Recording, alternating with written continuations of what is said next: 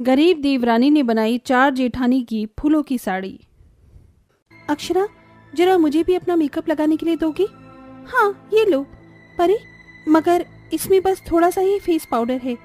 परी बचे हुए मेकअप से ही रेडी होने लगती है कि तभी गंगा वहां आती है। अक्षरा, पायल, अर्पिता, कविता बहू, तुम चारों तैयार हो गई? जी माँ जी, मैं और कविता तैयार हैं।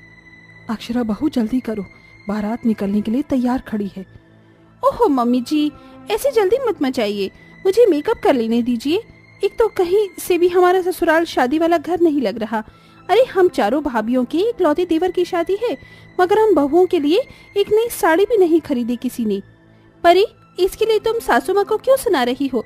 कितनी मुश्किल से तो देवर जी की शादी हो रही है और हम गरीब बहुओं के ससुराल में थोड़ी खुशी आने जा रही है। ओ प्लीज अर्पिता भाभी, अब आप अपना लेक्चर शुरू मत कर देना। ये कहानी है गंगा देवी के घर की, जो अपने 5 बेटे गोपाल, आनंद, अर्जुन, आयुष, अखिलेश और 4 बहू अर्पिता, कविता, परी और अक्षरा के साथ छोटी सी झोपड़ी में गरीबी में रह रही थी। अर्पिता और कविता अपने ससुराल की मजबूरियों को समझती थी। वहीं लव मैरिज करके आई परी और अक्षरा गरीबी के चलते बस अपनी सास को सुनाती रहती थी। और आज गंगा के 5वें बेटे अखिलेश की शादी है, जहाँ दुल्हन बन सुमन बगिया में बैठी फूलों से बातें कर रही है। मेरे प्यारे फूलों, मेरे जाने के बाद भी तुम सब बस ऐसे ही मुस्कुराते रहना। माँ, मेरे ससुराल जाने के बाद मेरे इन फूलों की बगिया को मुरझाने मत देना। माँ, इन्हें रोज पानी देना। मेरे प्यारे पौधों का ख्याल रखना, ताकि इनमें ऐसे ही रंग बिरंगे खूबसूरत फूल यूं ही खिलते रहें। तू बिल्कुल चिंता मत कर मेरी बच्ची, मैं तेरे लगाए इन फूलों को कभी मुरझाने नहीं दूंगी। कुछ ही देर में अखिलेश और सुमन की शादी हो जाती है और सुमन अपने साथ अपनी एक पुरानी सिलाई मशीन लेकर ससुराल आ जाती है, जहां उसकी 2 जेठानियां उसका स्वागत करती हैं। देवरानी जी, इस कलश को अपने सीधे पैर से गिराकर अंदर आ जाओ। जी जेठानी जी। आओ देवरानी जी, हमारे इस माचिस के डिब्बे जैसे छोटे से ससुराल में तुम्हारा स्वागत है।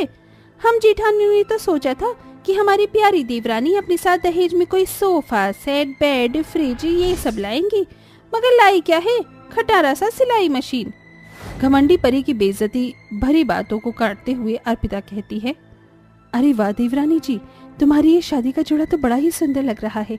बड़ा ही महंगा लहंगा लगता है, किसी महंगे मॉल से खरीदा होगा, है ना? जी नहीं जेठानी जी, ये लहंगा मैंने खरीदा नहीं, बल्कि खुद सिला है। मुझे सिलाई आती है। और परी भाभी, यूँ तो मैं रिश्ते और उम्र दोनों में ही आपसे छोटी हूँ, मगर घर छोटा हो या बड़ा, मगर रिश्तों में प्यार होना चाहिए, क्योंकि घर परिवार प्यार से बनता है। सुमन के अंदर परिवार को साथ लेकर चलने की सोच उसकी जेठानी, जेठ, पति और सास का दिल जीत लेती है। ऐसे ही दिन बीतते हैं। तभी एक दिन जब सुमन अपनी जेठानी के साथ सब्जी खरीद कर बाजार से लौट रही होती है, तभी वो सड़क के बीच में बने फूलों के पेड़ों को कुछ सरकारी आदमियों के हाथों कटते हुए देखती है। सुमन उन फूलों के पौधों को लाकर अपनी ससुराल के खाली आंगन में बो देती है और उनका रोज बहुत ही अच्छे से ख्याल रखती है। थोड़े ही दिनों में उनमें फूल खिलने लगते हैं। तभी सुमन अपनी जेठानी अक्षरा और अपनी जेठ से लड़ते देखती है। मुझे कुछ नहीं पता अर्जुन, इस बार मुझे नई साड़ी चाहिए तो चाहिए। अरे औरों के पति तो उनसे चांद तारे उन्हें तोड़कर लाकर देते हैं, तो मुझे एक साड़ी भी नहीं दिला सकते हो? हाँ, आसमान तो उनके पप्पा का है, चंद्रयान की औलाद नहीं लग रहे हैं वो सारे। देखो, मैं तुम्हारे आगे हाथ जोड़ता हूँ, मेरी माँ क्यों सुबह सुबह मेरा खून पी रही हो? जैसे मेरे पास पैसे आ जाएंगे मैं तुम्हारे लिए साड़ी ला दूंगा। पिछले 3 सालों से तुम यही बोलकर टरका रहे हो कि पैसे आ जाने दो, साड़ी खरीद दूंगा, मगर ये गरीबी का टंटा खत्म ही नहीं होता। पता नहीं कैसा नासपति मिला है जो मुझे एक साड़ी नहीं दिला सकता अपनी बीवी को। ये कहते कहते अक्षरा गरीबी के चलते चिढ़कर रोने लगती है।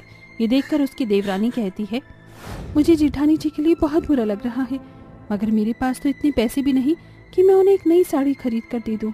अगर थोड़े पैसे भी होते तो भी मैं थान का कपड़ा लेकर साड़ी बना देती, मगर मैं जेठानी जी के लिए इन फूलों की साड़ी बना सकती हूँ। आखिरकार मैं एक दर्जी हूँ। फिर सुमन अपने बाग के सारे फूल तोड़कर उसे साड़ी बनाना शुरू करती है और साड़ी के साथ ही वो फूलों से बढ़िया डिजाइन वाला ब्लाउज भी बनाती है, जो दिखने में बहुत ही सुंदर होता है। फिर सुमन फूलों वाली साड़ी अपनी जेठानी अक्षरा को देती है। ये लीजिए जेठानी जी, आपको नई साड़ी चाहिए थी ना, मैंने आपके लिए फूलों से नई साड़ी बनाई है। अपनी गरीब देवरानी की फूलों वाली बनाई साड़ी देखकर सुमन की जेठानी बहुत खुश होती है। वाओ, ये फूलों वाली साड़ी कितनी सुंदर है। थैंक यू सो मच मेरी प्यारी देवरानी इस सुंदर साड़ी के लिए। अरे वाह देवरानी जी, तुम तो बड़ी टैलेंटेड हो। देखो ना, मेरी भी सारी की सारी साड़ियाँ फट गई हैं। क्या तुम मेरे लिए भी इन फूलों से शेडो साड़ी बना दोगी, जैसे साड़ी आलिया ने रॉकी और रानी की प्रेम कहानी में पहनी थी? हाँ हाँ जेठानी जी, गरीब दर्जी देवरानी आपके लिए बिल्कुल आलिया जैसी ही साड़ी बनाएगी, वो भी इन फूलों से। अपनी दूसरी जेठानी की फरमाइश पर इस बार गरीब सुमन उसके लिए भी ताजे ताजे फूलों को तोड़कर अलग अलग फूलों को सिलकर जैसे ही गुलाब जैस्मिन लिली को लगाकर बहुत ही सुंदर साड़ी बनाकर उसे देती है। ये लीजिए जेठानी जी, आपकी फूलों वाली साड़ी। अरे वाह, ये फूलों वाली साड़ी तो डिट्टो आलिया की साड़ी जैसी ही लग रही है। सच में मेरी प्यारी देवरानी, तुम्हारी सिलाई का तो जवाब ही नहीं। फिर अचानक ही सुमन अपनी तीसरी और चौथी जेठानी को उम्मीद लगाए हुए परी की फूलों वाली साड़ी को देखते हुए अपनी फटी हुई साड़ियों को देखकर दिल ही दिल में बहुत दुखी हो जाती है, जिसे उनकी गरीब देवरानी देख लेती है और उसे उनकी ख्वाहिश समझते देर नहीं लगती, जिसके पास वो अपनी दोनों जेठानी और अपनी सास के लिए भी फूलों वाली बहुत ही सुंदर सी साड़ी बनाकर उन्हें देती है। अर्पिता दीदी, कविता दीदी, ये फूलों वाली साड़ी आपके लिए, और माँ जी ये साड़ी मैंने आपके लिए बनाई है। शुक्रिया देवरानी। सच बोलूं तो मैं और कविता भी ये फूलों वाली साड़ी पहनना चाहती हैं, मगर तुम्हें कह नहीं पाई, फिर भी तुम समझ गई। समझती कैसे नहीं, अब मेरे लिए मेरी जेठानी नहीं, आप बड़ी बहन हैं। सच में सुमन बहू, वैसे तो तू अपनी चारों जेठानियों से छोटी है, मगर इस गरीबी के चलते एक डर मुझे हमेशा खाता रहता था कि कहीं परी और अक्षरा बहू चली ना जाए, मगर तूने इन फूलों वाली साड़ी बनाकर उनकी फरमाइश पूरी करके इस घर को टूटने से बचा लिया। अब जब कहीं भी सुमन की जेठानियां उसकी बनाई फूलों की साड़ी पहनकर जाती तो औरतें उन्हें देखती ही रह जाती। तभी उनके घर के पास रहने वाली मोहिनी उनसे पूछती है, अरे क्या बात है, तुम चारों ऐसी टिप टॉप बनकर कहाँ जा रही हो? और तुम्हारी ये साड़ी तो बड़ी ही सुंदर लग रही है, एकदम नया पीस है, कहाँ से खरीदा? मोहिनी आंटी, ये साड़ी हमने खरीदी नहीं, बल्कि हमारी देवरानी ने अपने हाथों से हमारे लिए बनाई है, उसे दर्जी का काम आता है। फिर तो मुझे भी तुम्हारी देवरानी से ऐसी ही फूलों वाली साड़ी बनवानी है। इस तरह से सुमन के हाथों के हुनर के कारण घर बैठे ही उसे फूलों वाली साड़ी बनाने का ऑर्डर मिलता है। उन फूलों वाली साड़ियों को बनाने में वो गरीब देवरानी अपनी पूरी मेहनत और लगन लगा देती, इसलिए सुमन की सिली हुई फूलों की साड़ी पर सफाई से काम लोगों को बहुत पसंद आता है और उसका काम बढ़ता रहता है। अब उसे हर दिन आसानी से 10 फूलों वाली साड़ी बनाने का ऑर्डर भी आ जाता, जिसे बनाते बनाते सुमन के हाथ भी अक्सर छिल जाते थे। ये क्या देवरानी जी, ये फूलों वाली साड़ी बना बनाकर तुमने अपने हाथों की क्या हालत कर ली है? हल्का सा घाव है जेठानी जी, ठीक हो जाएगा। और वैसे भी जिंदगी के आगे बढ़ने के लिए थोड़ी बहुत जख्म तो सहना ही पड़ता है। तो फिर आज से हम चारों जेठानियां भी मिलकर अपनी प्यारी देवरानी के साथ ही फूलों वाली साड़ी बनाएंगी। वैसे भी जो एक दूसरे की तकलीफों को सह ले वही तो अपने होते हैं। कविता की इस बात पर सभी देवरानी जेठानी की आंखों में आंसू भर आते हैं और उस दिन के बाद से सुमन की चारों जेठानियां उसके साथ मिलकर फूलों वाली साड़ी बनाती हैं, जो कि बाजार में सबसे ज्यादा बिकती। आखिरकार धीरे धीरे उनकी फूलों वाली साड़ी एक ब्रांड बन जाती है और उनके हालात पूरी तरह से ठीक हो जाते हैं। माँ देखो ना, मेरी फ्रॉक फिर से फट गई। कोई बात नहीं गुड्डी बिटिया, मैं इसे सिलकर अभी ठीक कर दूंगी। ये सुनकर गुड्डी चिढ़कर बोलती है, माँ पहले भी तो आपने इस फ्रॉक को कितनी जगह से सिला हुआ है, मगर ये बार बार फट जाती है। माँ मुझे एक नई फ्रॉक दिला दो ना, ये फ्रॉक पूरी तरह से फट गई है और ये पुरानी भी हो गई है। सब मुझे फटे पुराने कपड़े में देखकर मेरा मजाक उड़ाते हैं, मुझे एक नई फ्रॉक दिला दो ना। नहीं गुड्डी, मैं तुम्हारे लिए अभी फ्रॉक नहीं खरीद सकती, क्योंकि तुम्हारे गरीब माँ के पास अभी पैसे नहीं हैं। आपके पास कभी भी हमारे लिए पैसे होते ही नहीं हैं, बस ये फटे चिटे कपड़े पहनने को मिलते हैं और खाने को रूखी सूखी रोटी। अगर आप मुझे और बंटी को अच्छी जिंदगी नहीं दे सकती थी तो हमें पैदा ही क्यों किया? बेटी की ऐसी तानों भरी बातें सुनकर अर्पिता गरीबी से झुंझलाकर उसे एक थप्पड़ मार देती है। गुड्डी इतनी बड़ी हो गई है तू कि अपनी माँ से ही सवाल करेगी? अरे अर्पिता बहू, क्यों बेचारी इस बच्चे को मार रही है? अब इसे क्या पता मेरी गरीबी का टंटा। ठंड रख, चल ये ले लड्डू खा। कहाँ हो जमुना? अरे रमा बहन, आप यहाँ, ये लो मिठाई खाओ। ये ले नीलम, तू भी खा।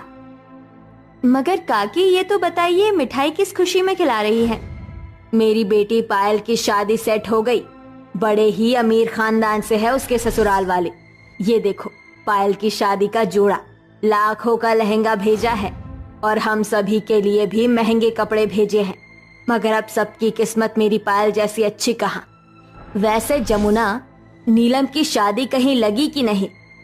रिश्ते तो देख ही रहे हैं रमा बहन, मगर लड़के वालों की दहेज की मांग के चलते कहीं बात नहीं बन पा रही। देख जमुना, 100 की सीधी बात है, आजकल अच्छे रिश्ते बिना दहेज दिए कहाँ मिलते हैं। और इस टूटी फूटी झोपड़ी में आएगा भी कौन रिश्ते लेकर? और फिर तुम ठहरे गरीब भैया। ये सुनकर अखिलेश रमा को जवाब देते हुए कहता है, ठीक कहा रमा काकी आपने, हम गरीब हैं, मगर नमक रोटी खाकर भी अपने घर में ही रहते हैं, इसी से कुछ मांगने नहीं जाते हैं। अखिलेश, तू मुझ पर काहे बिगड़ रहा है? ये लो अर्पिता बहू, ये मेरी बेटी की शादी का लहंगा सिल देना। बड़ा आया भाषण झाड़ने। अर्पिता और उसके ससुराल वालों को लोग गरीबी के चलते ऐसी तानों भरी बातें अक्सर सुनाया करते थे। परिवार में सास ससुर और 2 बच्चे और एक ननद थी। अखिलेश एक फैक्ट्री में मामूली सी तनख्वाह पर काम करता था और श्यामू एक सेठ के यहाँ माली था। मगर पति और ससुर की कमाई से भी 2 वक्त के खाने का इंतजाम नहीं हो पा रहा था। इसलिए शादी के बाद जब अर्पिता बहू बनकर ससुराल आई तो सिलाई करने लगी, जिससे वो 4 पैसे कमा पाती थी।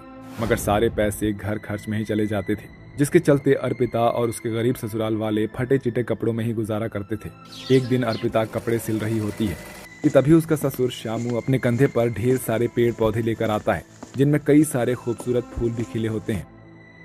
बहू, इन पेड़ पौधों को आंगन में धूप में रख देना, पत्ते सूख जाएंगे तो चूल्हा लगाने के काम आएंगे। बाबूजी, इन पेड़ पौधों में कितने सुंदर खूबसूरत फूल खिले हुए हैं और इसके पत्ते भी एकदम हरे भरे हैं, फिर इसे क्यों काट दिया? अरे बहू, इन अमीरों के लिए जब रिश्ते और रस्मों के कोई मायने नहीं होते हैं तो ये तो भला पेड़ पौधे हैं। मैं जहाँ काम करता था उस सेठ ने अपने बंगले के बाहर की सारी बगिया उजाड़ कर पानी का झरना लगवा दिया और कहा कि अब मुझ मामूली से मालिक की उसे जरूरत नहीं है, इसलिए काम से भी निकाल दिया। कोई बात नहीं बाबूजी, भगवान जो करता है अच्छे के लिए करता है। अर्पिता कुछ गुलाब के पौधों की कलम आंगन में लगा देती है और बाकी फूलों को तोड़कर अंदर लाती है। अच्छा हुआ जो मैं इन कपड़ों के कतरन को इकट्ठा करती थी। मैं जानती थी एक न एक दिन ये मुझ गरीब दर्जी बहू के बहुत काम आएगा। ये कहते हुए वो गरीब दर्जी बहू उन कतरनों को जोड़कर फ्रॉक का एक अस्तर सिल लेती है और गुलाब के फूलों से एक बहुत ही सुंदर सी फ्रॉक सिलकर गुड्डी को देती है। ये देखो गुड्डी बिटिया, तुमने मुझसे नई फ्रॉक मांगी थी ना, ये रहा तुम्हारा नया फूलों वाला फ्रॉक। फूलों का फ्रॉक देखकर गुड्डी बहुत खुश होती है। अरे वाह माँ, ये फूलों वाला फ्रॉक कितना सुंदर है। अब मैं भी सबको दिखाऊंगी कि मेरे पास भी नई फ्रॉक है जो मेरी माँ ने सिला है। अपनी मासूम बेटी के चेहरे पर खुशी देख उस गरीब दर्जी बहू का मन भर आता है। तभी बंटी बोलता है, माँ, मेरे लिए भी एक फूलों वाला शर्ट सिल दो ना, और एक पैंट भी। देखो ना, आप बार बार एक ही पुरानी शर्ट पहनकर अब तो ये शर्ट भी सड़ गई है। ठीक है बंटी, मैं तुम्हारे लिए भी फूलों वाले कपड़े सिलूंगी। अब खुश? इस बार कपड़े बनाने के लिए अर्पिता फूलों के साथ साथ हरे भरे पत्ते भी इस्तेमाल करती है। अगर मैं पैंट शर्ट दोनों ही फूलों से सिल दूंगी तो अच्छा नहीं लगेगा, इसलिए फूलों वाली शर्ट के साथ पत्तों वाली सिंपल पैंट मेरे बेटे बंटी पर बहुत सूट करेगी। गरीबी के चलते उस गरीब दर्जी बहू के पास इतने पैसे नहीं थे कि वो अपने बच्चों को 1-2 जोड़ी नए कपड़े दिला सके, मगर अपने बच्चों को खुशी देने के लिए वो कड़ी मेहनत करके फूलों और पत्तों से रेडीमेड कपड़े से भी ज्यादा सुंदर कपड़े सिलती है। साथ ही अपनी ननद सास ससुर को फटे हुए कपड़ों में देखकर उनके लिए भी कई दिन की मेहनत लगाकर फूलों से सुंदर कपड़े सिलती है। ये लो बंटी, तुम्हारे कपड़े। माँ जी, भाऊजी, मैंने आप दोनों के लिए कपड़े बनाए हैं। और नीलम, ये देखो, तुम्हारी भाभी ने तुम्हारे लिए भी फूलों वाला सूट सिला है। अपने लिए अपनी दर्जी बहू का ऐसा प्यार देखकर उसके गरीब ससुराल वालों की आंखों में आंसू आ जाते हैं। क्या हुआ माँ जी, आपको मेरी सिली साड़ी पसंद नहीं आई? नहीं अर्पिता बहू, ये फूलों वाली साड़ी बहुत सुंदर है, सच में।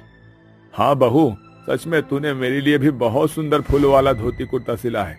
सालों बाद तन पर कुछ नए कपड़े पहनूंगा। शुक्रिया भाभी, मेरे लिए इतना सुंदर सूट सिलने के लिए। ये बहुत सुंदर है। उस गरीब दर्जी बहू की फूलों के बनाए कपड़ों से उसके गरीब ससुराल वालों के चेहरे खुशी से खिल गए थे। अब अर्पिता गरीबी के चलते अपने ससुराल वालों को थोड़ी खुशी देने के लिए अक्सर फूलों के कपड़े बनाती है, जिसे पहनकर जब भी उनमें से कोई घर से बाहर आता है तो लोगों में भी गरीब दर्जी बहू के बनाए फूलों के कपड़े पहनने की चाहत बढ़ती है, जिससे लोग अब अर्पिता से फूलों वाले कपड़े सिलवाने लगते हैं। वहीं एक दिन नीलम को भी देखने के लिए लड़के वाले आते हैं। उस दिन नीलम अपनी भाभी का सिला हुआ फूलों वाला सूट पहनती है, जिससे वो यश को पसंद आ जाती है। बहन जी, बड़ा प्यारा फूलों वाला सूट पहना है बिटिया ने, किस ट्रेलर से सिलवाया? गायत्री जी, ये फूलों वाला सूट मेरी बहू अर्पिता ने सिला है, उसे दर्जी का काम आता है। फिर तो मेरी शादी की फूलों वाली शेरवानी भी आप ही सिलना अर्पिता भाभी। हाँ हाँ जरूर यश जी, मतलब कि आपको हमारी नीलम पसंद है? जी भाभी, आपकी ननद है ही इतनी सुंदर कि कोई ना कह ही नहीं सकता। देखते ही देखते नीलम की शादी की तैयारी शुरू हो जाती है। अर्पिता खुशी के साथ अपनी ननद को हल्दी और मेहंदी लगाती है, मगर तभी वो अपने सास ससुर को परेशान होकर बात करते हुए सुन लेती है। कुछ भी समझ में नहीं आ रहा है अखिलेश की माँ, बिटिया की शादी में 2 दिन रह गए हैं, अभी तक न शादी का टेंट बंधा है और ना मंडप सजा है। पैसे की समस्या तो जैसे सामने मुंह खोले खड़ी है। वही तो जी, इतनी मुश्किल से तो मेरी बच्ची का घर बसने जा रहा है, कहीं ये शादी होते होते रह ना जाए। माँ जी, मेरी ननद की शादी नहीं रुकेगी, ये शादी होगी। हम सभी साथ मिलकर टेंट लगा लेंगे और बांस से मंडप बनाएंगे, क्योंकि हरे बांस के बने मंडप से शुभ कुछ भी नहीं। और रही बात शादी के जोड़े की, तो मैं नीलम के लिए फूलों का लहंगा बनाऊंगी। अर्पिता की बातें उसके सास ससुर के टूटे हुए हिम्मत को जोड़ देती है और सभी एक साथ शादी की तैयारी में लग जाते हैं। साथ ही अर्पिता अपनी ननद के लिए फूलों से बहुत ही सुंदर शादी का लहंगा बनाती है, जिसे पहनकर नीलम अपनी शादी वाले दिन भी बहुत सुंदर लगती है। जिसके बाद गरीब जमुना और श्यामू नीलम का कन्यादान करते हैं और विदाई के वक्त ससुराल जाते वक्त नीलम आंसू भरी आंखों से अपनी गरीब दर्जी भाभी से कहती है, अर्पिता भाभी, ये शादी का जोड़ा हमेशा मेरे लिए खास रहेगा। आज आपकी वजह से मेरी शादी हो सकी है। भगवान आप जैसी बहू और भाभी हर लड़की को दे। जाओ मेरी प्यारी ननद, भगवान करे तुम्हें तुम्हारे ससुराल में जिंदगी की सारी खुशी मिले। इसके साथ सभी नीलम को खुशी खुशी विदा कर देते हैं। वहीं अब जिस भी लड़की की शादी होने वाली होती है वो अपनी शादी का जोड़ा फूलों वाला बनवाती है, जिससे उस गरीब दर्जी बहू की पहचान बढ़ती चली जाती है और उसके घर की हालत भी ठीक होने लगती है।